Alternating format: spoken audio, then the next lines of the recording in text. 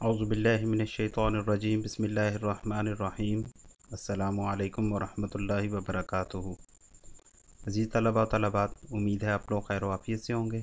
اللہ پاک آپ کو اور آپ کے اہل خانہ کو اپنے حفظ و امان میں رکھے اور تمام اہل اسلام کو ہر قسم کی آفات و بلیات سے محفوظ فرمائے۔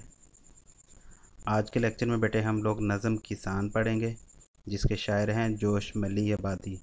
تو آئیے پہلے شاعر کا تعارف جانتے ہیں، اس کے بعد نظم کے اشعار کی تشریح کریں گے۔ جوش ملی آبادی بیٹے 1898 میں پیدا ہوئے اور 1982 میں ان کا انتقال ہوا۔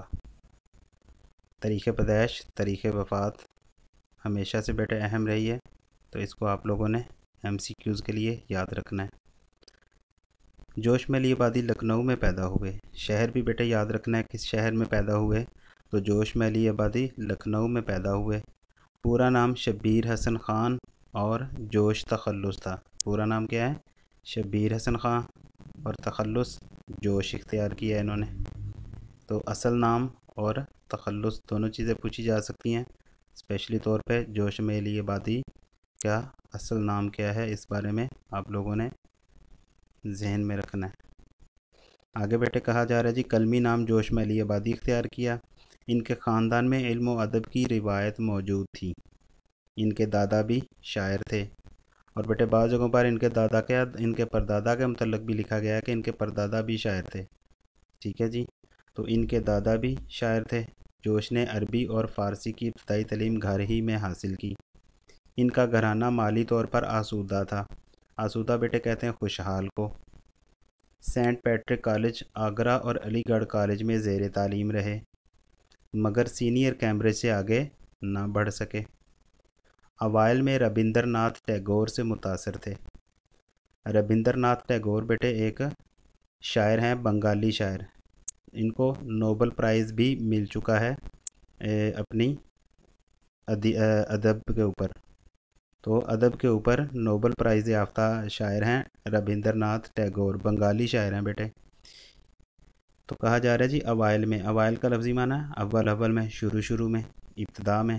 جوش ملی آبادی کے متعلق اصل میں بتایا جا رہا ہے کہ شروع میں جوش ملی آبادی نے جس وقت شعر و شاعری شروع کی تو یہ شروع میں ربندر ناتھ ٹیگور جو شاعر ہیں، بنگالی شاعر جو ہیں، ان سے متاثر تھے۔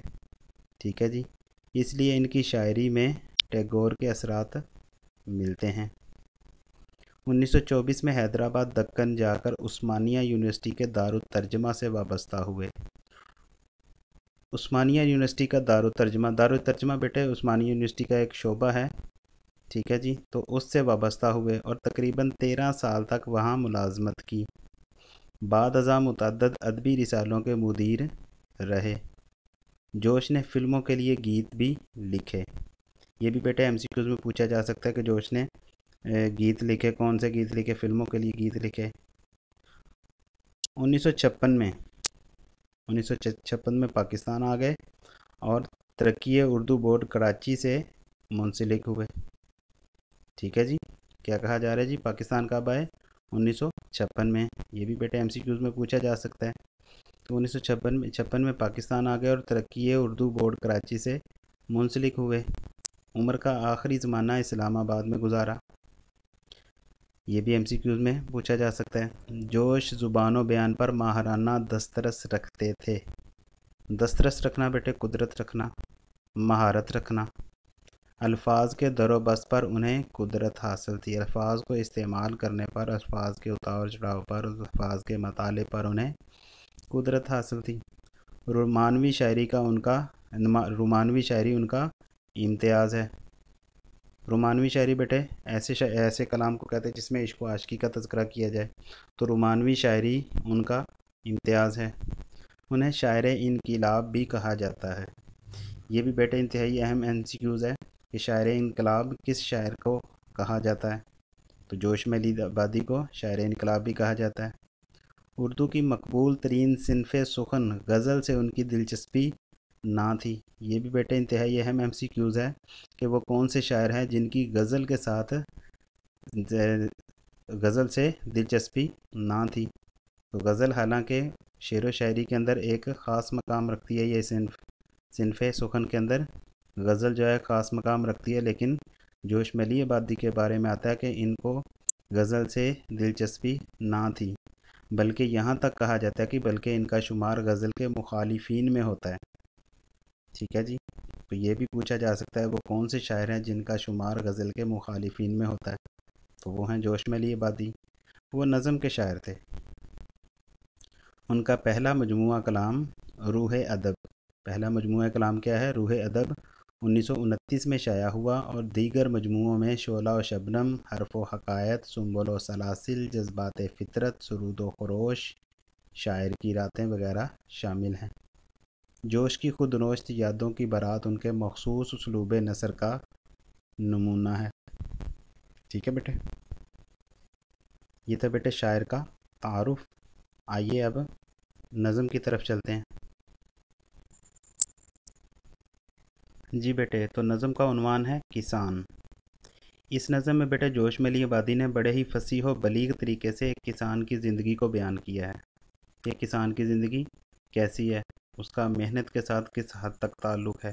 ٹھیک ہے جی، کہ اس نے کسان کی محنت کا ذکر کرتے ہوئے اسے کسی بھی ملک کی ترقی میں ریڑھ کی ہڈی کی حیثیت دی ہے۔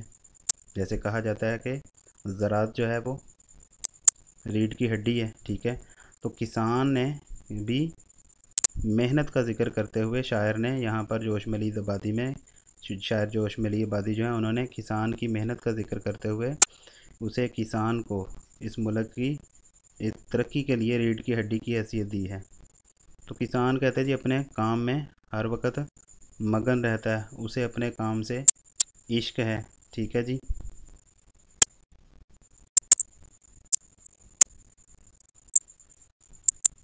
جوش ملی آبادی کا بیٹے جو مشاہدہ ہے کسان کے بارے میں وہ بہت ہی تیز ہے، وہ بہت ہی گہرا ہے۔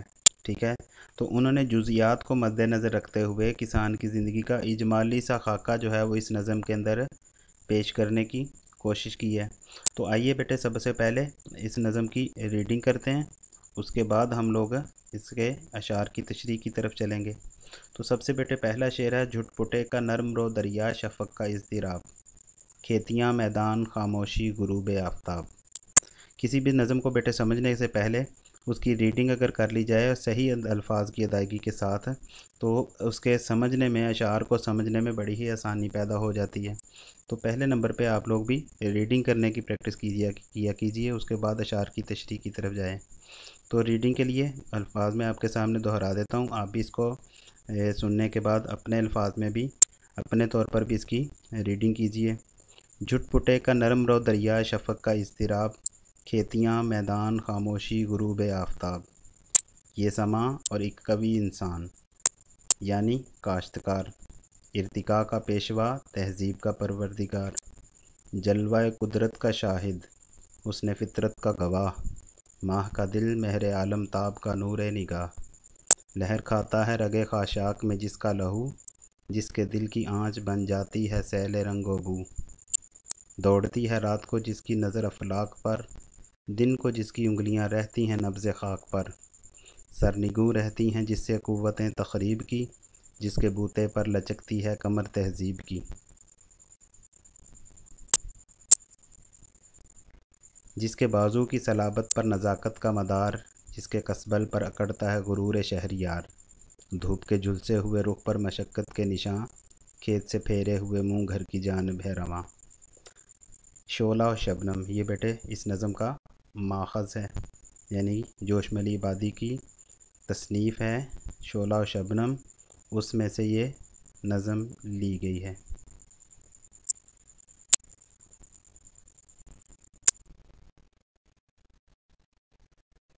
جی تو عزیز بچوں، آپ لوگوں نے نظم کسان کی ریڈنگ سنی، امید کرتا ہوں آپ لوگوں نے بغور سنا ہوگا اس کو، اور اب آپ لوگوں نے بیٹے اپنے طور پر بھی اس کی ریڈنگ کرنی ہے، اور تاکہ آپ لوگ درست الفاظ کو زبان سے ادا کر سکیں، اور جب تک آپ کے زبان سے درست الفاظ بیٹے ادا نہیں ہوں گے، درست وقف کے ساتھ اس کو نہیں پڑھیں گے، تب تک آپ لوگ اس کو صحیح طور پر سمجھنے سے قاصر رہیں گے۔